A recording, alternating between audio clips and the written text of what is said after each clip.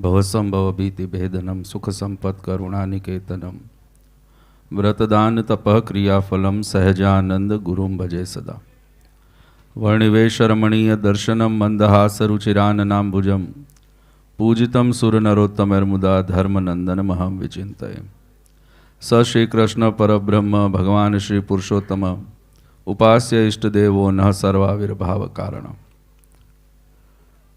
अनंत कोटि ब्रह्मांडना अधिपति सर्व कारणना कारण आपणा सौना मोक्षदाता परम कृपाळु इष्टदेव परमात्मा भगवान श्री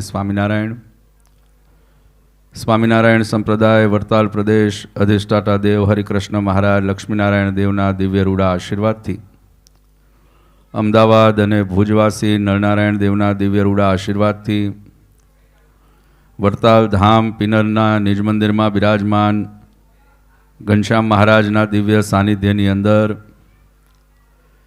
मर्यादा पुरुषोत्तम एवा रामचंद्रजी महाराज लीला पुरुषोत्तम एवा कृष्ण परमात्मा चरणों में वंदना साथे स्वामीनारायण संप्रदाय दक्षिण विभाग लक्ष्मीनारायण देवनी गादी ने शोभावता परम पूज्यपाद पिताश्री मोटाभाई श्री आजनी दिव्या भक्त चिंतामणी ग्रंथना पंचम दिवसना आ सत्रनी अंदर उपस्थित अमरा बन्नेवाला संतो धर्मकुळ आश्रित श्रीजी ने लाडीला सर्वेवाला सत्संगी हरिभक्तो अने सर्व मोक्ष भागी जीवात्माओं दरेक ने अमरा हृदय थी खूब खूब जय स्वामीनारायण। आजे वरताल धाम पीनर ने आंगणे भगवान श्रीहरिनी पूर्ण कृपा थी 5 दिवस थी आपणे सौ भगवानना चरित्रों भगवाननी लीलाओनुं श्रवण करी रह्या छीए। आजनो दिवस ए आपणा बधाना जीवननी अंदर अति आनंदनो गणी शकाय। आजना दिवसनी विशेषता अने महत्ता एनु कदाच सहज शब्दों में वर्णन करवा जाइए तो ये शक्य नहीं। एवो आजनो आ पावन दिवस ए आपणा जीवननी अंदर विदेशनी धरती उपर आपणने सहजे सहजे प्राप्त थयो छे। मैं पहले दिवसे बात करी थी एम के कोईपण स्थाननी अंदर आ कथा वार्तानुं ज्यारे आयोजन करवामां आवे छे तो ए कथा वार्तानुं माध्यम एनी पाछळनुं कारण ए शास्त्रोए बहु सुंदर रीते आपणने समझाव्युं छे कि भगवान आ लोकनी अंदर ज्यारे आव्या महाराज ज्यारे आ संसारनी अंदर मनुष्य तन धारण कर्युं ए भगवान ने आ लोक में आव्या पछी जे चरित्रों कर्या छे महाराजे जे अनंत भक्तों ने एम कहेवाय सुख्या कर्या छे अनंत भक्तों मोक्ष अने उद्धार भगवाने कर्यो छे ए पोताना कार्य ने सिद्ध करवा माटे थईने अने आ संसारनी अंदर रहेलो जे पतित मां पतित पाम कहेवाय पामर मां पामर एवो जीव छे ए जीवात्मा ने पण परमात्मा नो साक्षात्कार थई शके जीवात्मा ने पण परमात्मा नो महिमा समझाय अने जीवात्मा पण पोताना जीवननी अंदर ए भगवान तरफ पोताना जीवन ने अग्रेसर करी शके एनु अनुसंधान ए महाराजे हमेशा राख्युं छे। वचनामृतनी अंदर मोक्षनी प्राप्तिना अनेको माध्यम बताव्या एनी अंदर बताव्युं भगवाननो राजीपो प्राप्त करवो होय भगवाननी भक्ति करवी होय तो ए राजीपा माटेनुं कयुं एवुं माध्यम छे सहज के जे माध्यमे करीने जीवात्मा ए परमात्मानो राजीपो जीवननी अंदर प्राप्त करी शके। तो वचनामृत में महाराजे बहु सुंदर रीते एनु वर्णन कर्युं। महाराजे कीधुं कि आ संसारनी अंदर ज्यारे परमात्मानुं प्रत्यक्षपणुं होय भगवान हाजरा हजूर मनुष्य तन धारण करीने ज्यारे संसारनी अंदर विचरण करता होय महाराजे पंचभौतिक देह करीने आ जगतनी अंदर ज्यारे वास करता होय एवा समये ए भगवाननो राजीपो जीवन में प्राप्त करवो होय तो जीवात्मा माटे खूब सहज अने सरल एवी पद्धति अने कार्य छे कि जीवात्मा ए भगवानना आश्रानी लईने भगवाननी जेम आज्ञा महाराजनी जीव वळे महाराजनी मरजी होय एम जीवन ने जीवी ले એ પરમાત્માની આજ્ઞાના બળે કરીને જીવાત્મા એ ભગવાનનો રાજીપો સહજે સહજે પ્રાપ્ત કરી શકે છે. અને એટલા જ માટે ભગવાને વચનામૃતની અંદર એક જગ્યાએ બહુ સુંદર એક ટાંચ મહારાજે લખી છે, બહુ સુંદર દ્રષ્ટાંત આપ્યું. મહારાજે કીધું છે એક જગ્યાએ કે અમે દાદાને એના પરિવાર ઉપર વિશેષ રાજી છીએ. આ શબ્દ જ્યારે સાંભળીએ તો ઘણાના મનની અંદર એમ થાય કે ભાઈ મહારાજ કેમ રાજી હશે? તો કે દાદા ખાચરે પોતાનું ઘર, મેડી, પરિવાર, પોતાની સંતતિ, સંપત્તિ બધું ભગવાનને આપી દીધું, દરબારગઢને બધું આપી દીધું, એટલે ભગવાન દાદાની ઉપર રાજી છે. બરાબર ને? આ કળિયુગ છે, મનની અંદર એ સંશય થઈ શકે. તો એની માટે થઈને વચનામૃતની અંદર મહારાજ આગળ છનાવટ કરીને લખે છે કે અમે દાદાને એના પરિવાર ઉપર રાજી હોઈએ એનું કારણ એ આ લોકના કે માયાના કોઈ પણ આવરણ નથી. આ લોકની એ વસ્તુ પદાર્થ નથી, કારણ કે અમે એમાં ક્યારેય લોભાતા નથી. એ તો અમારા મનને ક્યારેય ગમ્યું નથી. મહારાજ કહે છે કે અમે દાદાને રાજી હોઈએ ને એનું કોઈ કારણ હોય તો મહારાજ દાદોને એનો પરિવાર એ અમારા ગમતામાં, અમારા કયામાં રહે છે ને, એટલે અમે દાદાને એના પરિવાર ઉપર વિશેષ રાજી છીએ. એ ભગવાનની આજ્ઞાનો એનો આશરો હતો. અને આશરાના બળે કરીને પરમાત્માનો રાજીપો પ્રાપ્ત કરવાનું જે થનગનાટ હતો એના માધ્યમે કરીને પરમાત્માનો રાજીપો દાદાના ઉપર કહેવાય દાદા ખાચરના પરિવાર ઉપર વરસ્યો. અને એવી જ્યારે જીવનમાં ભક્તિ થઈ તો સત્સંગની અંદર ઘણા ભક્તો થયા, પણ જ્યારે વચનામૃત ખોલો ને તો પાને પાને દાદા ખાચરનું નામ આજે સત્સંગની અંદર લેવાય છે. એ તાકાત એ ભગવાનની આજ્ઞામાં હતી. મહારાજે એ જ વચનામૃતની અંદર આગળ બીજું વિશેષ સમજાવતા કીધું, ભગવાનનું જ્યારે પરોક્ષપણું હોય, મહારાજ દિવ્ય સ્વરૂપે, મૂર્તિમંત સ્વરૂપે આપણી સમક્ષ હોય, ત્યારે ભગવાનનો રાજીપો પ્રાપ્ત કરવો હોય, ભગવાનને જો આપણે ઓળખવા હોય તો કેવી રીતે આપણે પરમાત્માનો રાજીપો પ્રાપ્ત કરી શકીએ? તો મહારાજ વચનામૃતની અંદર એમ બતાવે છે કે આ કળિયુગના સમયની અંદર ભક્તિનું એક એવું માધ્યમ છે કે જેને કરીને જીવાત્મા એ ભગવાનનો રાજીપો સહજે સહજે પ્રાપ્ત કરી શકે છે. ભગવાનનું નામ સંકીર્તન એક એવું માધ્યમ છે કે જેના માધ્યમે કરીને જીવાત્મા એ સહજે સહજે પરમાત્માનો રાજીપો પ્રાપ્ત કરી શકે છે. હવે જીવાત્માના જીવનની અંદર એ સમજણ એને ક્યાંથી મળે? એને એ રૂપ, એને ભગવાનનો એ આશરો કેવી રીતે દ્રઢ થાય? એ પરોક્ષપણાની અંદર, દિવ્ય સ્વરૂપની અંદર, મૂર્તિમંત સ્વરૂપની અંદર ભગવાનનો ભાવ કેવી રીતે થાય? તો મહારાજે શાસ્ત્રોની અંદર એમ બતાવ્યું છે કે જ્યારે આવી કથા વાર્તાનું વાંચન થતું હોય, આ કથા વાર્તાના માધ્યમે કરીને આવા કળિયુગના સમયની અંદર પણ ભગવાન કથાના માધ્યમે કરીને પોતાનું જીવન ચરિત્ર, મહારાજે જે જીવન જીવ્યા છે એ કથાના પ્રસંગોના માધ્યમે કરીને ભગવાન એની પુનરાવૃત્તિ કરે છે. અને એ પુનરાવૃત્તિના માધ્યમે કરીને જ્યારે આવું સુંદર યોગ આપણને પ્રાપ્ત થાય ત્યારે હમણાં બાળલાલજીએ કીધું ને એમ કે ભગવાનનું ધ્યાન કરવાનું આપણને મન થાય. અને ભગવાનનું આપણને જ્યારે કથા વાર્તા ચરિત્રોના માધ્યમથી મહિમા સમજાય ત્યારે આપણે સાચા હૃદયથી ભગવાનની ભક્તિ કરીએ છીએ. એની અંદર પરિસ્થિતિઓ એમને કીધી ને એમ કે એમ આવે મન આપણું ચંચળ છે, એ સહજે ભગવાનમાં જોડાઈ શકતું નથી. બરાબર ને? આ ભક્તિનો માર્ગ એવો છે કે ભગવાનનો દ્રઢતા, ભગવાનનો આશરો, ભગવાનની શ્રદ્ધા અને ભગવાનની કહેવાય વફાદારી એ કદાચ એક વારમાં નથી આવતી, પણ જો તમે એની પાછળ લાગ્યા રહો ને તો એકવાર ચોક્કસ ભગવાનનો આશરો દ્રઢ થાય છે. ને એ જે સમય જીવનનો છે એ સમય આપણા જીવનને ન્યાલ કરનારો છે. એટલા માટે મહારાજે આવી કથા વાર્તાનું આયોજન, મહારાજે આપણને પરંપરા આપી કે એના માધ્યમે કરીને પરમાત્માના ચરિત્રોનું શ્રવણ કરી આપણે પોતાના ભાગ્યને ઓળખી શકીએ. અને આજે મેં કીધું એમ આપણી માટે આજનો દિવસ એ બહુ અમૂલ્ય છે, કારણ કે આજે કથાની અંદર આપણે જ્યારે પ્રસંગ સાંભળ્યો કે ભગવાન સ્વામિનારાયણે સ્વામિનારાયણ સંપ્રદાયની ધુરા એ આજે વહન કરી છે. મહારાજે પોતાના હાથમાં આપણા બધાના જીવનની દોરી ભગવાને લીધી છે. આજનો દિવસ આપણી માટે આનંદનો એટલા માટે છે કે આજે આ પિનરની અંદર આ કથાના માધ્યમથી આપણે બધા સનાથ બન્યા છીએ. આપણું જીવન એ ભગવાનને હાથમાં ગયું છે. મહારાજે આ માધ્યમે કરીને, આ ચરિત્રના માધ્યમે કરીને આપણને દરેક વસ્તુની વિશેષતાઓ સમજાવી છે. મહારાજે જ્યારે મનુષ્ય તન ધારણ કર્યું તો મનુષ્ય તનની જે મર્યાદાઓ છે મહારાજે એનું પાલન કરવાની વાત આપણને સમજાવી છે. ઘણાના મનની અંદર થાય, રામાનંદ સ્વામી પાસે આપણે કથામાં સાંભળ્યું ભગવાન સ્વામિનારાયણે શું કહેવાય ગુરુમંત્ર ધારણ કર્યો, પણ એ ગુરુમંત્રની પરંપરા છે. ભગવાને મનુષ્ય તન લીધું એટલે એની મર્યાદામાં રહીને ભગવાને ચરિત્ર કર્યું. પણ એનું જ્યારે પાયો ગોતવા જઈએ ને તો શાસ્ત્ર, આપણી જ કથાઓ એમ કહે છે કે મંત્ર ક્યાંથી મહારાજે લીધું એ શું છે? મહારાજે એક ચરિત્ર કર્યું છે. રામાનંદ સ્વામી, અને રામાનંદ સ્વામી એવા સ્વામીએ પણ ઘણી વખત આપણે કથામાં એ સાંભળીએ છીએ કે એમને હંમેશા એમ કીધું છે કે હું તો માત્ર ડુગડુગી વગાડનારો છું, વેશ ભજવનારો તો આવવાનો છે. બરાબર ને? એ પોતાના સ્થાનને સમજ્યા છે. અને એટલા જ માટે કથામાં પ્રસંગો આવે છે, એનો ઇતિહાસ જ્યારે આપણે જાણીએ છીએ, વાંચીએ છીએ, તો આ જે મંત્ર એમ કહેવાય રામાનંદ સ્વામી પાસેથી ભગવાને પાછો મહારાજને આપવામાં આવ્યો છે. એ ગુરુમંત્ર એમ રામાનંદ સ્વામી પાસેથી લીધો નથી.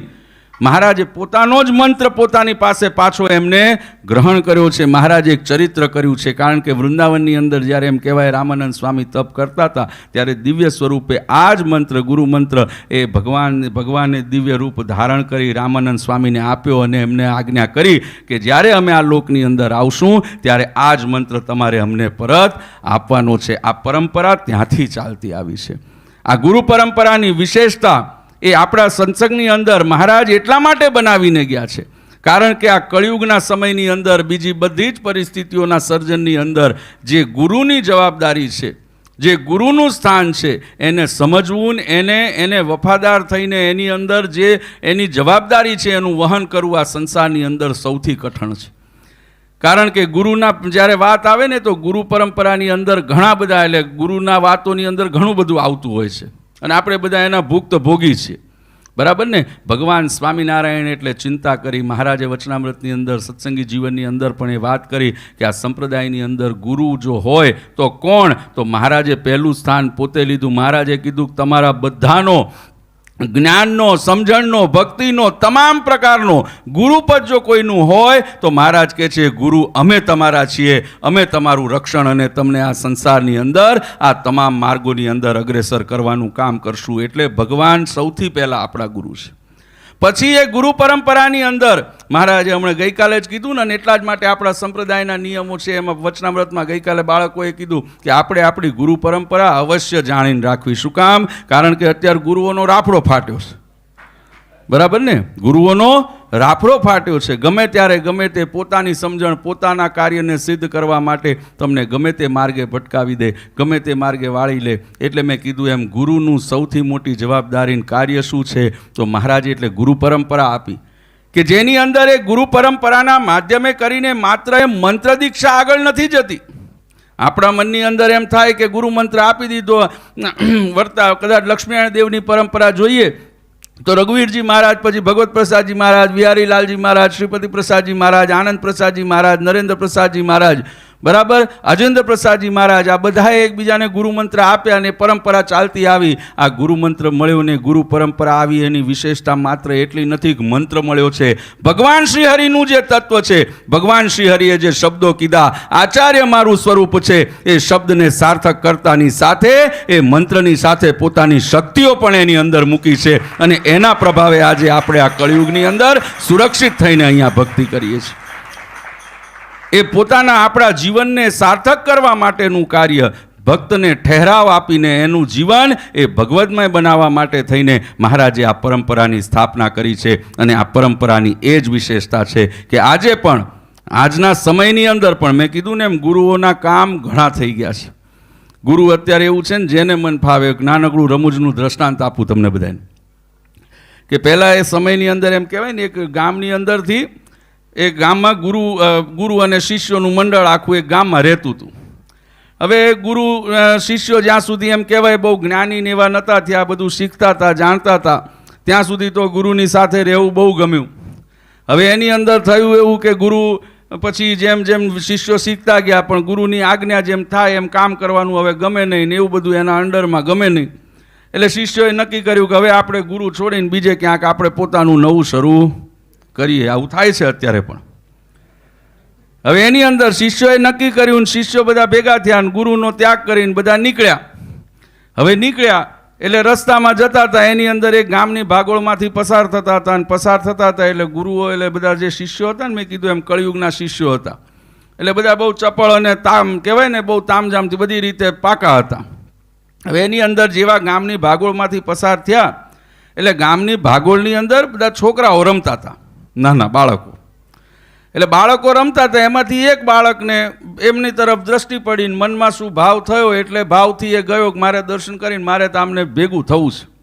એટલે બાળક દોડતો દોડતો ગયો ને સંત મંડળને એમ કહેવાય નતમસ્તક થયો. નતમસ્તક થઈને સંતના જે મંડળના જે આગેવાન હતા નીકળ્યા પછીના, એને કીધું કે મારે તમારું ગુરુ થવું છે.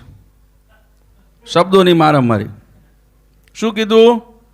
મારે તમારું ગુરુ થવું છે. અને કહેવું તું એમ કે મારે તમને ગુરુ કરવા છે, પણ એની જગ્યાએ ભાવાવેશમાં હતો, નાનો હતો, એટલે કે મારે તમારું ગુરુ થવું છે. શિષ્ય મંડળે સાંભળ્યું કે આ કે ગુરુ, એટલે બધા દાંત કાઢ્યા. પણ પછી કે વાંધો નહીં, તારે ગુરુ થવું છે ને તો તને ગુરુ કરીએ.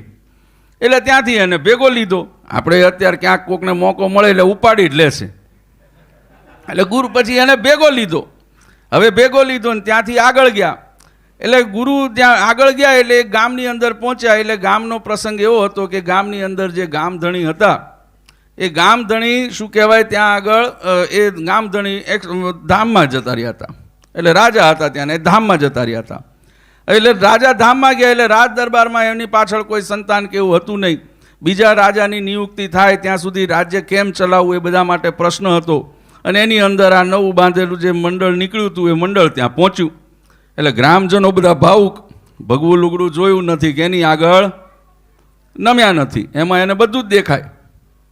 એટલે બધા એને જોઈ અને બધાના મનની અંદર થયું જો આવી પરિસ્થિતિ હતી ને ભગવાને સરસ કેવું મંડળ મોકલી દીધું, બરાબર, કે જે હવે અત્યારે આપણને મદદરૂપ થશે ને બધા જ્ઞાનીઓ છે એટલે આપણા રાજ્યને બીજા રાજા નિયુક્ત થાય ત્યાં સુધી બધા એને સાચવવામાં, રાજ્યને સંભાળવામાં આપણને મદદ કરશે, આપણું માર્ગદર્શન કરશે.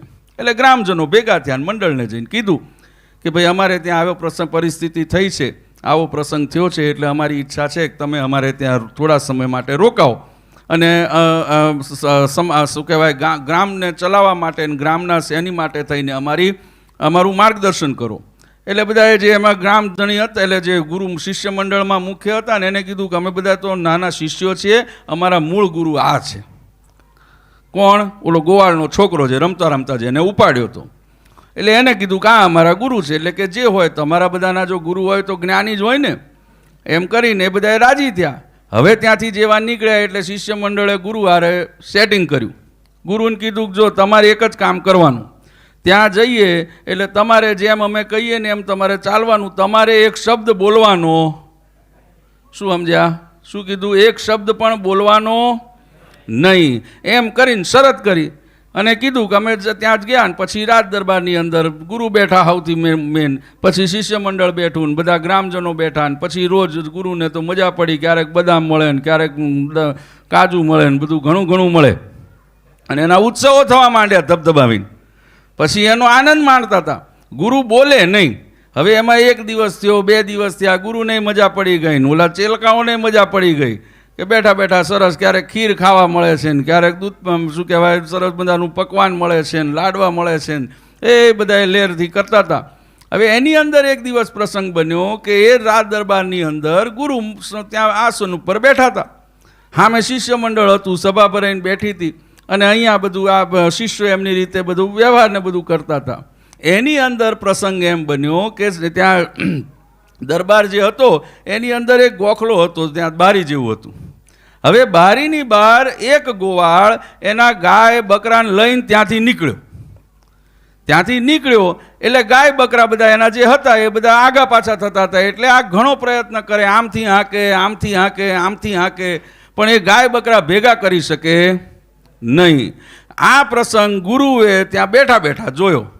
હવે ગુરુ હતા પ્રેક્ટિસવાળા, એટલે પછી જ્યારે એમને આ જોયું એટલે મનમાં રહેવાનું નહીં. 2 મિનિટ, 5 મિનિટ, 10 મિનિટ સુધી કંટ્રોલ કર્યો. પછી એનાથી રહેવાનું નહીં એટલે પોતાનું જે સ્થાન હતું ત્યાંથી ઊભા થયા અને ઓલા ગોવાળને કે એ આમ ઘેટા બકરા ન હકાય, એને હાંકવા હોય તો આમ કર, તક તક ફર, તક તક ફર. આમ કરીને 2 કીધું, ઘેટા બકરા લાઈનમાં આવી ગયા. એટલે ગ્રામજનોને ખબર પડી ગઈ કે ભાઈ આ ગુરુ તો ઘંટાલ છે, આના લાઈનમાં પડવા જેવું નથી. કહેવાનો આશયવાલા ભક્તો કે કહેવાનું જે બીજ હોય ને એ કદાચ 15 વર્ષ 20 વર્ષ ઓળો રાખીને તમને છેતરવાનું કામ કરી જાય જો મનમાં પાપ હોય, પણ એક દિવસ તો એવો આવે ને કે જ્યારે એ ગુરુ તકે તકે ફરી જાય, એ તકના લાભમાં હોય, એને તમારે જીવન સાથે તમારા મોક્ષ સાથે કોઈ લેના દેના હોતા નથી. પણ જ્યારે સાચો ગુરુ તમને મળ્યો હોય, એ પરંપરાગત ગુરુ મળ્યો હોય ને, તો આવી પરિસ્થિતિઓમાં પણ આજે તમને માત્ર ભગવાનમાં જોડાવા માટે પ્રેરિત કરે, તમારા જીવનમાં એ ઠહેરાવ લાવે અને તમારા કલ્યાણની ચિંતા કરે. એ પરંપરા ભગવાન સ્વામિનારાયણે આજના ચરિત્રના માધ્યમથી આપણને પૂરી પાડી છે. એટલા માટે આજનો દિવસ અને આજની કથા એ આપણા સૌના જીવનમાં એ ખૂબ આનંદનો દિવસ ગણી શકાય છે. આ કથાના મહત્વને સમજજો, આ પ્રસંગોને સમજજો. હું હંમેશા કહું છું કે આ સંસારની અંદર આ પ્રસંગ આપણે વાંચ્યો ને એની અંદર કીધું ને, હું હંમેશા કહું કે આપણે બધા ઉજળા છીએ, કોણા પ્રતાપે છીએ. આજે આપણે બધાએ આટલા દિવસોથી જ્યારથી મંદિર લીધું ને ત્યારથી ગુણગાન ગઈએ છીએ. લાલજી મહારાજે મહેનત કરી, માતુશ્રીએ સંકલ્પ કર્યો, બરાબર છે ને. આ બધા આપણે બધા એકબીજાના બધાએ આમાં હરિભક્તોએ ખૂબ દાન કર્યું, મહેનત. આ બધું આપણું કરેલું નથી. આનો શ્રેય અને આનો જો પૂરેપૂરો કોઈને આનો એ મળી શકે એમ હોય ને તો એ માત્ર ઘનશ્યામ મહારાજને છે, કારણ કે એની ઈચ્છા હતી ને એટલે આ શક્ય બન્યું છે. તમને મને ત્રેવડ એટલે ભગવાને આપી છે, એ ભગવાને આપણને આપ્યું છે એટલે આપણે આ ભગવત કાર્યની અંદર જોડાઈ શક્યા છીએ. બાકી તમારી મારી સામર્થ્ય નહોતી. કારણ કે આ પ્રસંગ જ્યારે સાંભળો, આની અંદર વરદાન માગ્યા, કીધું ને આપણે વરદાનો ઘણા બધા મહારાજે માગ્યા છે, પણ સંપ્રદાયમાં 2 વરદાન પ્રચલિત છે. આપણે સૌ એને કથા વાર્તાના માધ્યમથી, ઉપદેશોના માધ્યમથી વારંવાર સાંભળીએ છીએ. 2 વરદાન કયા? તો પહેલું વરદાન મહારાજ કહે છે કે અમારા કોઈ હરિભક્ત કે સત્સંગીના એમ કહેવાય ભાગ્યની અંદર, પ્રારબ્ધની અંદર મહારાજ કહે છે કે જો રામપાત્ર મળી લખ્યું હોય ને તો મહારાજ કહે છે કે એનું પ્રારબ્ધ મને મળે અને મારા પ્રારબ્ધનું મારો સત્સંગી ખાય. એ વરદાન ભગવાને તમારું મારું પ્રારબ્ધ માગી લીધું ને એટલે આજે આપણે અહીંયા ઉજળા થઈને બેઠા છીએ. બાકી આપણે શું કરતા હોત? આપણે શું કરતા હોત? થેમ્સ નદીના કિનારે બેઠા હોત લાઈનસર ઠીકરા લઈને.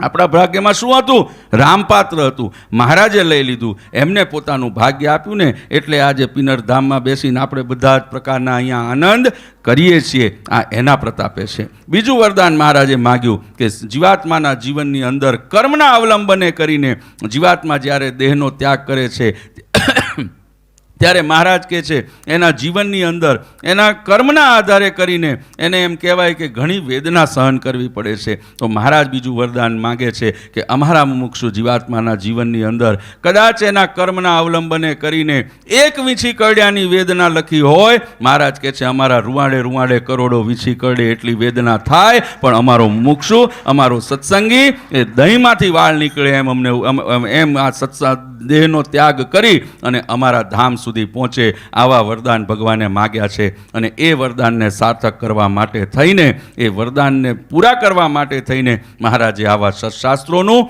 આયોજન, મહારાજે રચના કરાવી છે. મહારાજે જાતે દાખલો કર્યો છે. મહારાજે દાખલો કરાવીના કાર્ય સિદ્ધ થાય. ભગવાનનો સંકલ્પ, મહારાજે કીધું કરોડો મનવારો અક્ષરધામમાં લઈ જવી છે. મહારાજ શું સંકલ્પ કરીને આવ્યા કે કરોડો મનવારો અક્ષરધામમાં લઈ જવી છે. આપણે તો એની અંદર ધ્યાન એટલું રાખવાનું, કરોડો મનવારો એટલે મોટા મોટા સ્ટીમર્સ જેને કહેવાય મનવાર એટલે એવી કરોડો લઈ જવી છે. એટલે એક વસ્તુ નગ્ન સત્ય છે કે એની અંદર તમારું મારું નામ એ ચોક્કસપણે લખેલું જ છે, એમાં કોઈ શંકાને સ્થાન નથી. કારણ કે વચનામૃત એમ કે મહારાજ એટલો સંકલ્પ કર્યો એટલું નહીં. મહારાજ કહે છે કે અમારે તો જો મુમુક્ષુ જીવાત્માઓને ભક્તોને લઈ જવા છે, અભક્ત હોય એને લઈ જવા છે, જીવાત્માને જીવ પ્રાણી માત્રને લઈ જવા છે ને બધું પતી જાય પછી મહારાજ કે કાદવ કીચડે ભરી જવો છે ને એ રહી જાય ને તો કાંકરાને અમારે અક્ષરધામમાં લઈ જવું છે. આવો સંકલ્પ કર્યો છે. પણ એવા સંકલ્પને પૂર્ણ થવાનું એમ કહેવાય કે મનવારની અંદર ભરાવામાં આપણે જો કંઈ કરવાનું હોય તો માત્ર એટલું કરવાનું છે કે આપણે ખટકો રાખવાનો છે. આ કળિયુગના સમયની અંદર ખટકો રાખવાનો છે. જો એ ખટકો જીવનમાં રાખી લઈએ ને તો આપણું મોક્ષ આપણાથી જરાય છેટો નથી, ભગવાન આપણાથી જરાય છેટા નથી. પણ એ ખટકો કેવી રીતે રાખવાનો છે તો મેં કીધું એમાં કથા વાર્તાના યોગે કરીને પોતાના જીવનને ભગવાનની આજ્ઞા પ્રમાણે જીવી લઈએ તો આપણે જીવનમાં એ ખટકો રાખ્યો કહેવાય. મહારાજે વચનામૃતમાં બહુ શિક્ષાપત્રીની અંદર પણ મહારાજે આ વાત લખી કે જે ભક્ત અમારા કયામાં અમારી આજ્ઞામાં જીવે છે ને એને અમારે તો જરાય છેટું નથી. પણ જો આપણે પોતાના સ્વાર્થને કારણે, પોતાના અહમને કારણે, પોતાની સમજણના કારણે, કોઈ પણ પ્રકારે કરીને, પોતાના મમત્વના કારણે કરીને પણ જો આપણે ભગવાનની આજ્ઞા બહાર જઈએ ને, તો મહારાજ કહે છે કે ગમે તેવો મોટો ભક્ત હોય, ગમે તેવો દેખાડો કરનો હોય, અમારે એને ક્યારેય ભેગું થાય એમ નથી. અમારાથી નજીક હોવા છતાં પણ અમારાથી ઘણો આગો રહેલો છે. કહેવાનો આશયવાલા ભક્તો કે આ કળિયુગના સમયની અંદર ભગવાન સ્વામિનારાયણે આપણા માટે થઈને આ કથા વાર્તાના માધ્યમે કરીને વારંવાર વિશેષ ને વિશેષ વર્ષો વર્ષ એ આપણા પ્રારબ્ધને ભગવાન બદલી રહ્યા છે.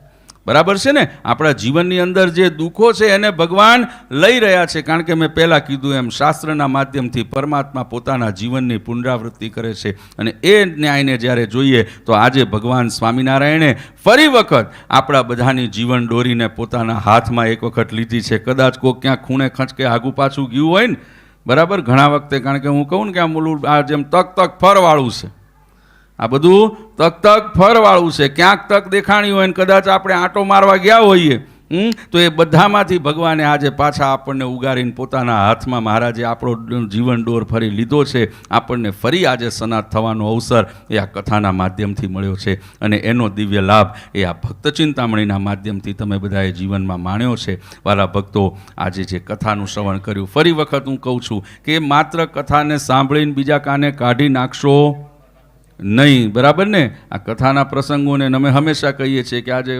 છપિયા સ્વામીએ 5 દિવસ કથા કરી, બરાબર. 5 દિવસમાં ભગવાનનો આપણે શ્રાપથી લઈને મહારાજે આજે ધર્મધુરા આપણા સંપ્રદાયની હાચવી લીધી. એટલે ભગવાન બોઈંગ 747માં નીકળ્યા છે. બરાબર છે ને? પણ આ કથાની અંદર માત્ર એટલું જ પ્રસંગોને એટલા જ એમાં કહેવાય ઉપદેશો નથી. એટલે આજના દિવસે હું દરેકને ભલામણ કરીશ કે જે કથાનું અહીંયા શ્રવણ કરો છો ને, જાતે એનું વાંચન પણ કરજો. જો જાતે વાંચન કરશો તો એની અંદર તમે ઊંડા ઉતરી શકશો. તમારા જીવનની જે મૂંઝવણો, જે પરિસ્થિતિઓ, જે પણ કંઈ તકલીફો હશે એનું સમાધાન એ આ કથા અને પ્રસંગો અને ભગવાનના શાસ્ત્રોના માધ્યમથી તમને સહજે મળી જશે. અમે હમણાં જ બપોરે એક જગ્યાએ ગયા હતા અને ત્યાં ચર્ચા ચાલતી હતી.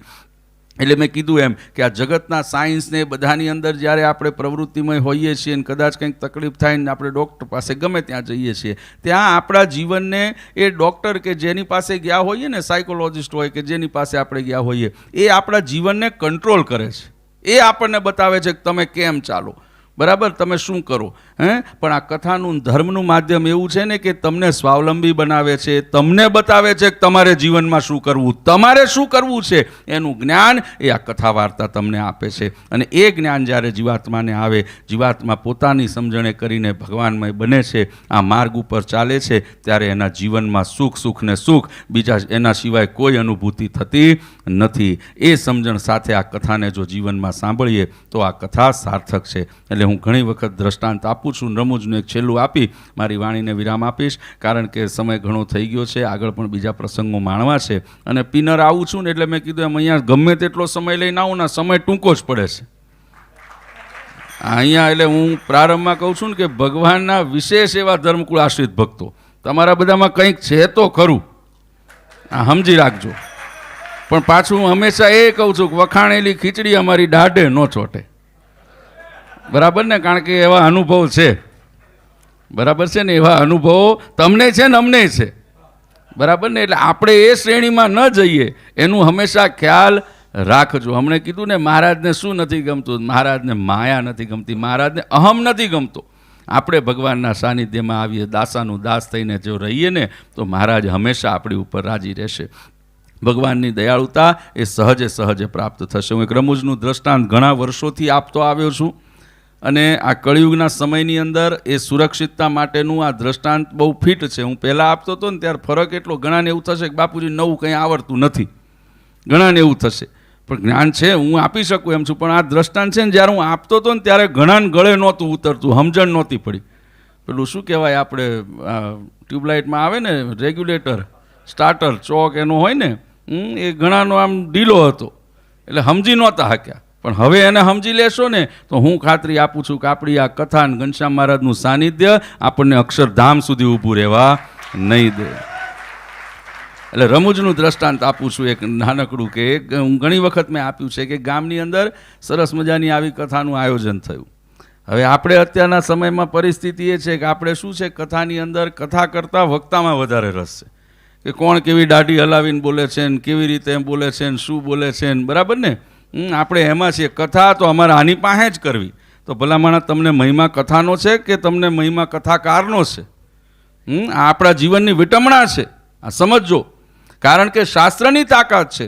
આજે આ કથામાં તમે બધા બેઠા છો, તમારું મન અહીંયા પોરવાનું છે, કોના કારણે? છપૈયા સ્વામી કરે છે એટલે ના, એ ભક્ત ચિંતામણીની તાકાત છે, ભગવાનના ચરિત્રોની તાકાત છે કે જેને તમને અહીંયા બાંધીને રાખ્યા છે. બાકી વક્તવ્ય અને વાતો કરનાર તો ઘણા આવશે, દાઢી હલાવીને બોલનારા આવશે, મોટી મોટી વાતો કરનારા આવશે, પણ આપણે એટલા જ માટે આપણે ખત્તા ખાઈ જઈએ છીએ કારણ કે આપણે કથા કરતા કથાકારમાં લોભાણા છીએ. અને એવો જ પ્રસંગ એક ગામની અંદર બન્યો. એમાં જો સમજણ હશે ને તો જ સુરક્ષિત રહેશું. એ ગામની અંદર સરસ મજાની એક કથાનું આયોજન કરવામાં આવ્યું. હવે કથાનું આયોજન થયું એટલે બધા ગામના બધા જે ભક્તો હતા અને આજુબાજુના ગામમાં બધા ધુમાડા બંધ કરવામાં આવે. આપણે ઇન્ડિયામાં એમ કહેવાય ને કે જાહેર આમંત્રણ, એવું જાહેર આમંત્રણ આપવામાં આવ્યું અને બધા ત્યાં આવ્યા. અને સરસ મજાના એ વિસ્તારના જે સારામાં સારા વક્તા હતા એટલે બધાને એમ જ હતું કે આ બહુ સરસ બોલે છે, નાની કથા સારી ચાલે છે, ભલે 40 લાખ લે પણ કથા તો એની જ કરવી, લાઈવ તો જશે, બરાબર ને. એટલે એને એમ એટલે થયું કે એમને જ નક્કી કરો. વક્તાને બોલાવવામાં આવ્યા, તારીખ નક્કી થઈ ગઈ, પ્રસંગનો દિવસ આવી ગયો, વક્તા આવી ગયા, ભક્તો બધા એમ કહેવાય હજારોની સંખ્યામાં આવી ગયા અને બધું ભેગું થઈ ગયું. વક્તા આવીને મંચ ઉપર બેઠા, મંચ ઉપર બેસીને કથાકારે પોતાની કથાનો પ્રારંભ કર્યો. સવારનો સમય થયો એટલે કથાનું મંગળાચરણ કરી અને કથાને આગળ દોર ધીરે ધીરે વધારતા હતા. હવે કથા કરતાં કરતાં અડધો પોણો કલાકનો સમય ગયો. પછી વક્તા સાથે એક ઘટના ઘટી. હું ફરી કહું છું કે આ દ્રષ્ટાંત ઘણાએ સાંભળેલો છે, પણ ફરી આજે સાંભળી લેજો અને ભૂલી ગયા હો ને તો યાદ કરી લેજો. હું એમ સમજું છું કે કદાચ સત્સંગની એક વાત નહીં આવે, પણ આના માધ્યમે જો ભગવાનનો આશરો દ્રઢ થઈ ગયો ને તો આ કળિયુગના સમયની અંદર કોઈ કાળા માથાનો માનવી નથી કે જે તમને તમારા માર્ગ ઉપરથી ભટકાવી શકે. એ સમજણ આમાંથી મળી જશે. એટલે વક્તાનો જ્યારે પ્રસંગ આવ્યો, અડધો કલાકનો સમય ગયો. એ કલાકના સમય પછી એમ કહેવાય વક્તાની સાથે એક ઘટના ઘટી. અને ઘટના એવી ઘટી કે વક્તા પ્રવચન કરતા હતા, કથા વાર્તા કરતા હતા, એની અંદર વક્તાના મોઢામાંથી થૂંક ઉડી અને થૂંક ઉડીને સામે શાસ્ત્ર હતું ને એની ઉપર પડી. હવે થૂંક ઉડીને જેવી શાસ્ત્ર ઉપર પડી એટલે વક્તાને જાતે આવી ઘટના ઘટે તે સારી તો કહેવાય નહીં. અને મેં કીધું એમ કે અત્યારનો લેટેસ્ટ જમાનો 40-50 લાખ રૂપિયા ખર્ચા હોય એટલે કેમેરા ફાઇન ને લાઈવે મૂકે ને ઘણા પાસે સ્ક્રીન મૂકે કે દેખાવું જોઈએ, કંઈ આપણું ઘટવું જોઈએ નહીં. ભગવાન દેખાય કે નહીં પણ હું દેખાવો જોઈએ, બરાબર. મહારાજ દેખાય કે નહીં એને આપણે, મહારાજ ખુરશી બેઠા હોય પણ મારે સોફો જોઈશે, બરાબર, મારે સોફો જોઈશે. એટલે વક્તા એવા હતા ને બધી વ્યવસ્થા. હવે ઝૂમ કરીને કેમેરા હતા ને બધા ટીવીઓ લાગેલા ને બધા. હવે આ પ્રસંગ જે બન્યો એ પ્રસંગ એમને બધા ભક્તોએ જોયો ને બધાએ જોયો. હવે પ્રસંગ સારો તો કહેવાય નહીં. એટલે વક્તા પણ મેં કીધું એમ કળિયુગના હતા. એટલે વક્તાએ પોતાની જે કળિયુગી જે શૈલી હતી ને પોતાની આવડત હતી ને એનો ઉપયોગ કર્યો. વક્તાએ ભાવુક ભક્તોનો ભાવ જોયો કે આ ભક્તો તો હવે ભાવમાં છે ને આપણા જ છે, આમાં કંઈ ફેર પડે એમ નથી. એટલે વક્તાએ પોતાની આ ઘટનાને સુધારવા માટે થઈને ચાલુ પ્રવચનની અંદર વક્તાએ એક લીટી એમાં ઉમેરી દીધી. વક્તવ્ય આપતા વક્તા કહે છે કે જ્યારે હું આ દિવ્ય ગ્રંથનું વાંચન કરવા બેસું છું ત્યારે હું એટલો આ કથાની અંદર લીન થઈ જઉં છું અને મારા એ ભક્તિના માધ્યમે કરીને એ સમયે મારા મુખમાં ગંગાજી પ્રગટ. ફરી કહું છું શબ્દોની મારામારી, બરાબર. વક્તાએ શું કીધું? મારા મુખમાં ગંગાજી પ્રગટ થાય છે. ભક્તો ભાવુક હતા. ભક્તોએ જ્યાં શબ્દો સાંભળ્યા એટલે પોતાની ભાવના વ્યક્ત કરી તરત જ, ઇમિડિયેટલી, વાર નહીં વાયદોય નહીં, તરત જ જેને જેવી શ્રદ્ધા. કોક ઉઠીને ગયું, ચમચી લાવ્યું, કોક વાટકો લાવ્યું, કોક તગારું લાવ્યું, કોક તપેલું લાવ્યું, કોક ડોલ લઈ આવ્યું, બરાબર, કોક 2 લીટરનું કાર્બો લઈ આવ્યું. જેની જેવી શ્રદ્ધા. ઘરે બેઠા ગંગા આવી કે આજે ભરી જ લઈએ એટલે બધાએ આ કામ શરૂ કર્યું. પછી એમાં બીજો દોર શરૂ થયો. તે જે ભક્તો હતા કોક આવે વક્તાના મોઢામાં પેંડો મૂકે, બરફી મૂકે, હંથાળ મૂકે, બરાબર, જેની જેવી શ્રદ્ધા શક્તિ હતી એ પ્રમાણે આવીને, કારણ કે મોઢામાં ગંગાજી હતા, ગંગાજીને અર્પણ કરવા મળે કોણ છોડે, બરાબર. એટલે બધાએ એ અર્પણ કરવાનું શરૂ કર્યું. એની અંદર થોડો સમય ગયો. સ્ટેજ ઉપર એક યુવાન ઊભો આ બધું જોતો હતો. આ યુવાનો માટે ખાસ છે, કારણ કે વડીલોએ તો એમનું કામ કર્યું છે. આ સત્સંગને સાચવીને, ટકાવીને, પોષણ આપીને, પોતાનો સમય, પોતાનું દરેક વસ્તુ અર્પણ કરીને આ પરિસ્થિતિમાં લાવ્યા છે જ્યારે તમે હું આ પિનરધામમાં બેઠા છીએ. આ એમને પોતાની ફરજ બજાવી છે. અને એટલે આજે કહેવાય પાશ્ચાત્ય સંસ્કૃતિની અંદર હોવા છતાં પણ આપણે ધર્મની સાથે જોડાયેલા છીએ.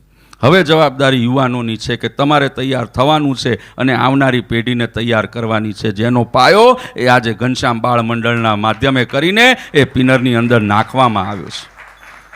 એટલે વક્તાની આ વાત સાંભળીને યુવાન ઊભો આ બધું જોતો હતો. એના મનની અંદર એકદમ જ કંઈક વિચાર આવ્યો. યુવાન આમ સ્ટેજ ઉપરથી કૂદકો માર્યો, કૂદકો મારીને ઘરે ગયો, ઘરે જઈ રૂમમાં ગયો, તિજોરી ખોલી, તિજોરીની અંદર સેફ ખોલ્યું, સેફની અંદર હાથ નાખ્યો, હાથમાં મુઠ્ઠીમાં કંઈક લીધું, દોડીને આવીને સ્ટેજ ઉપર ઊભો થઈ ગયો. વક્તાને આવીને કીધું કે વક્તા મોઢું ખોલો.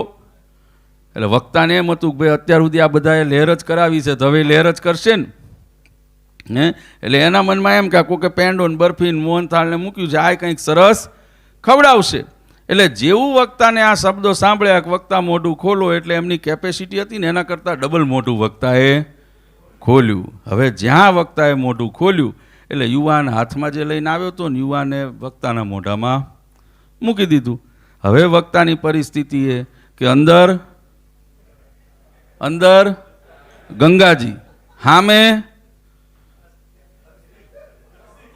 કોણ? હરિભક્તો, બરાબર. એટલે એક ગંગા હતી અને બીજી આમ આવનારી જમના હતી એમની, કે જો એ ત્યાંય બગડે તો પછી બધું જતું રહે.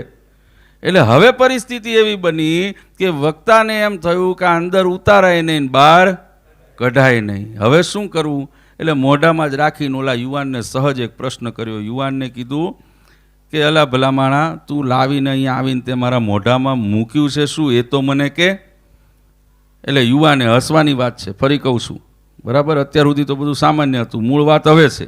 હસવાની બધાને છૂટ છે, પણ મેં કીધું એમ મુદ્દો એમાંથી પકડી લેવાનો છે. અને એટલો પકડ્યા સિવાય હું કહું છું કે હજી આજે, કાલે, પરમ દિવસ જ્યારે જરૂર પડશે હું આપીશ. જ્યાં સુધી મુદ્દો મૂળ નહીં પકડો ને ત્યાં સુધી તમને મુદ્દો પકડાય છૂટકો છે. કારણ કે મેં કીધું ને એમ, ભગવાને જન્મ એટલા માટે આપ્યો છે કે તમારું જીવન એનામાં જોડીએ, અમારામાં નહીં.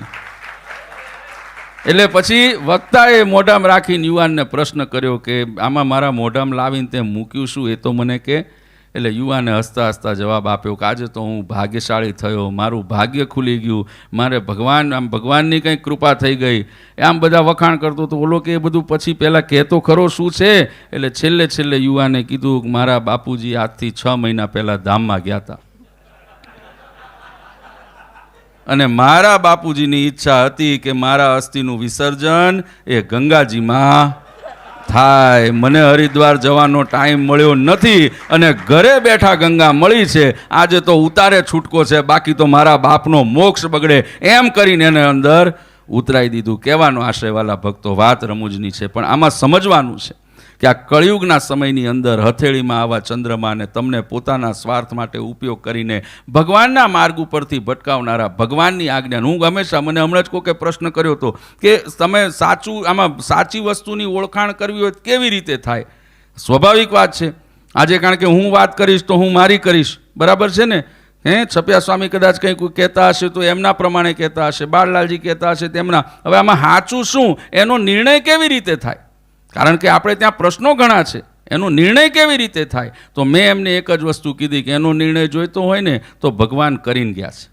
તમારે વિચારવાની જરૂર નથી. તમને જે દિવસ જે વસ્તુ માટે સંશય, પછી અમારી માટે થાય, સંતો માટે થાય કે કોઈની માટે પણ થાય, હાથમાં સત્સંગી જીવન, વચનામૃત ને શિક્ષાપત્રી લઈને બેસી જજો. એમાં લખ્યા પ્રમાણે જેનું જીવન હોય ને એ સાચો, એટલો નિર્ધાર, એટલો નિર્ણય એ શાસ્ત્ર તમને કરાવી દેશે.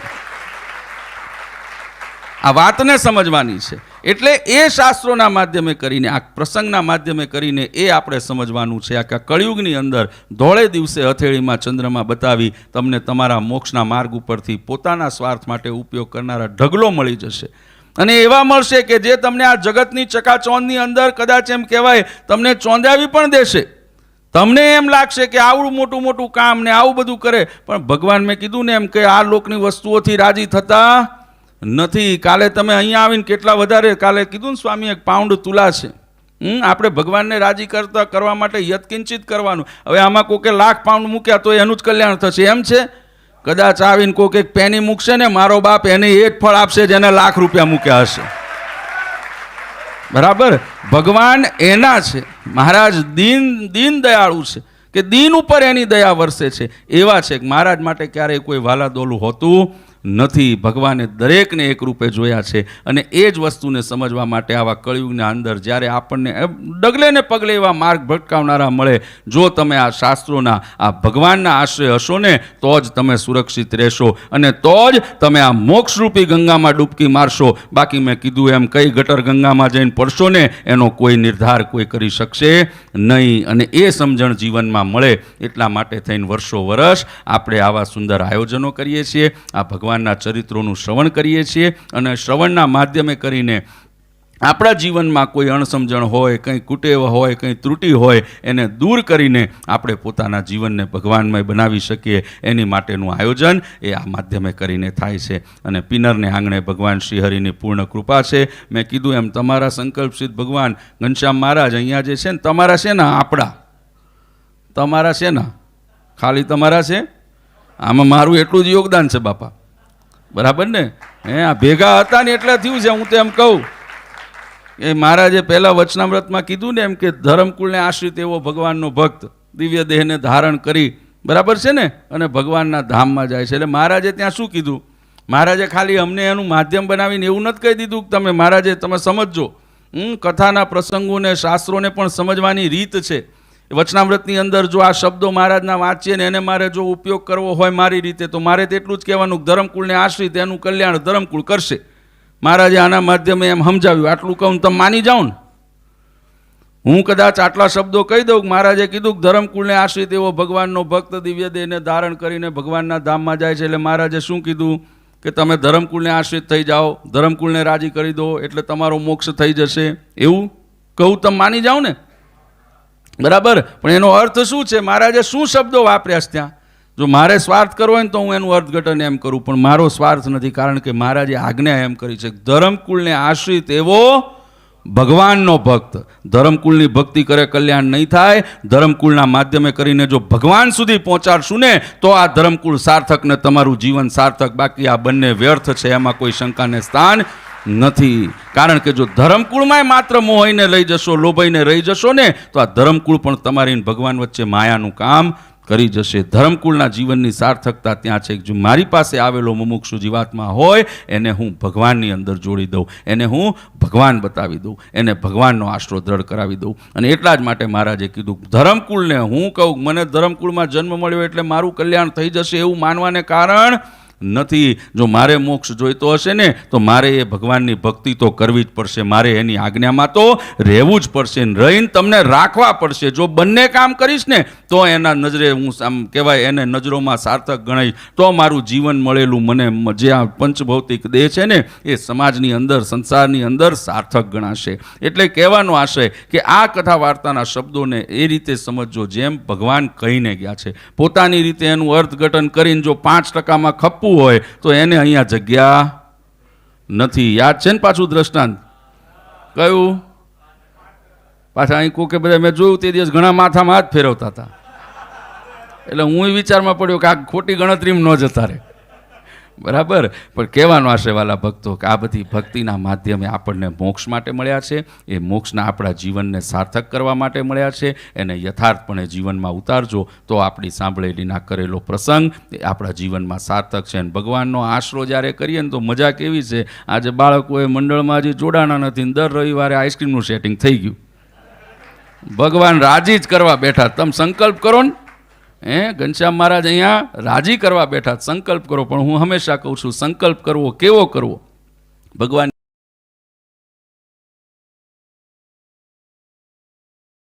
પછી આપણે જઈને પાડોશીનો પગ ભાંગ્યા નોકરી છૂટી જવાનો કરીએ તો મહારાજ એ સંકલ્પ પૂરા કરશે. એની નીચે બેસીને જે સંકલ્પ કરશો ને ભગવાન ચોક્કસપણે પરિપૂર્ણ કરી દેશે. એ સાર્થકતા સમજજો. એટલે આજના દિવસે વિશેષ સમય લેવો નથી. પરમ કૃપાળુ ઈષ્ટદેવ પરમાત્મા ભગવાન સ્વામિનારાયણના ચરણોમાં પ્રાર્થના કરું છું અમારા પિનર સત્સંગ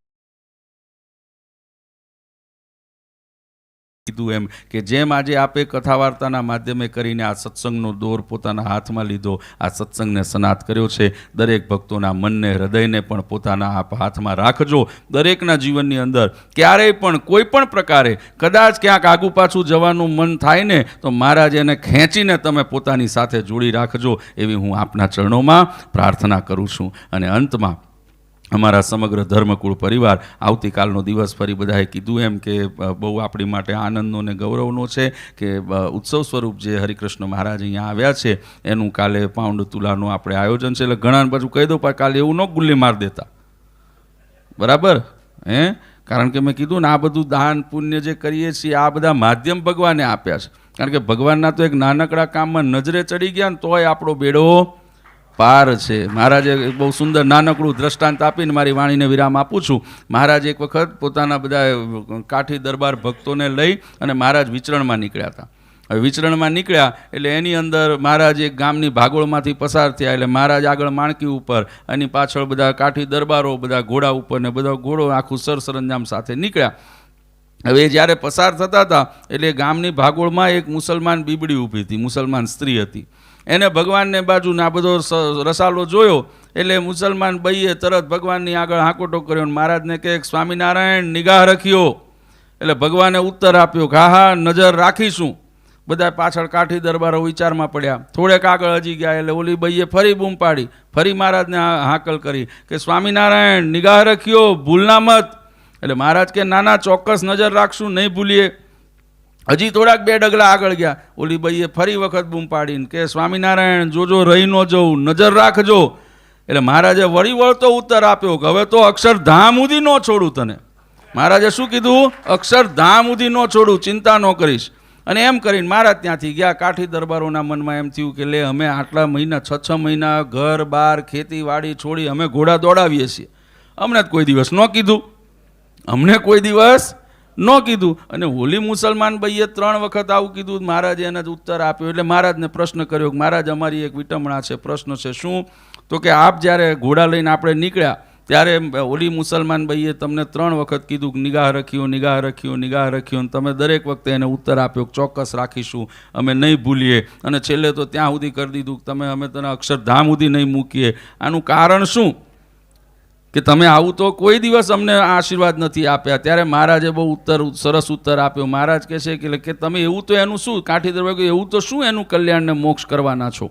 એ મહારાજે બહુ સુંદર ઉત્તર આપ્યો. મહારાજ કહે કે બીબડીનું હું મોક્ષ, એનું કલ્યાણ બ્રહ્માનંદ સ્વામી, મુક્તાનંદ સ્વામી જેવા સંતોના સમાન એનું હું કલ્યાણ કરવાનો છું. એ પ્રમાણે એનો મોક્ષ હું કરવાનો છું. એટલે ઓલા બધા ખીજાણા કે આ બધું અમે આ ધંધા અમે કરીએ અને તમે વર એને આપો. ત્યારે મહારાજ એનો વળતો ઉત્તર આપ્યો તમે મારી સાથે રહ્યા, બધું જ છે, પણ મનની અંદર ક્યારેક ક્યાંક ત્રુટિ આવી જાય છે. આપણે બધાએ જ્યારે એની સામેથી પસાર થયા ત્યારે મારા કરતાં મોટા મોટા પાઘડાવાળા, રૂપાળા, મોટી મૂછોવાળા, ધોળા સરસ કપડાવાળા, મોટા ઘોડાવાળા તમે બધાએ હતા.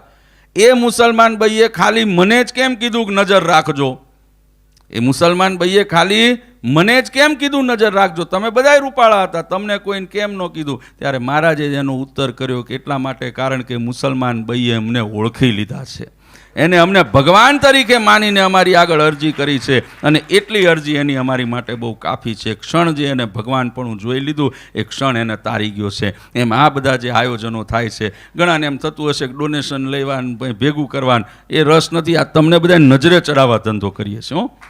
બાકી મેં કીધું એમ એને ખોટ પડે એમ નથી, પણ આના માધ્યમે કરીને મેં કીધું પેની મૂકવા આવશે ને એ ભગવાનની જો નજરે ચડી ગયો ને તો મેં કીધું એમ પેનીના 1000 ક્યારે થશે ને તમને ખબર પડશે નહીં. એ અવસર આપવા માટે આયોજનો થતા હોય છે. એટલે દરેક ભક્તો પોતાની યત્કિંચિત સમય પ્રમાણે અને યત્કિંચિત શક્તિ પ્રમાણે એની અંદર પણ કાલે લાભ લેજો. અંતમાં અમારા સમગ્ર ધર્મકુળ પરિવાર, પરમ પૂજ્યપાદ સનાતન ધર્મ ધુરંધર 1008 આચાર્ય શ્રી અજેન્દ્ર પ્રસાદજી મહારાજ, પરમ પૂજ્ય અસૌ ગાદીવાળા માતુશ્રી, પરમ પૂજ્યપાદ મોટાભાઈ શ્રી નુગેન્દ્ર પ્રસાદજી મહારાજ, અમારા બંને બાળલાલજી યજ્ઞેન્દ્ર પ્રસાદજી, દિગ્વિજેન્દ્ર પ્રસાદજી મહારાજ અને સમગ્ર ધર્મકુળ પરિવાર વતી પીનર સત્સંગ સમાજને આજે સનાત થવાના હું ખૂબ ખૂબ અભિનંદન અને વધામણા આપું છું. સર્વનું જીવન મંગળમય થાય, સર્વના જીવનમાં આવતી તમામ આદિ વ્યાધિને ઉપાધિ એમાંથી ભગવાન ત્રિવિધ તાપમાંથી સર્વને મુક્તિ પ્રદાન કરે. આજે પીનરધામની અંદર જેમ આપણે ભેગા બેઠા છીએ, અક્ષરધામમાં પણ આ જ પ્રમાણે આપણે ભેગા રહીએ જોઈએ એવી મહારાજના ચરણોમાં પ્રાર્થના કરું છું અને દરેકનું મંગળ થાય એવી ભગવાનના ચરણોમાં પ્રાર્થના કરી અંતરના શુભ આશીર્વાદ આપી મારી વાણીને વિરામ આપું છું. સહજાન સ્વામી મહારાજની.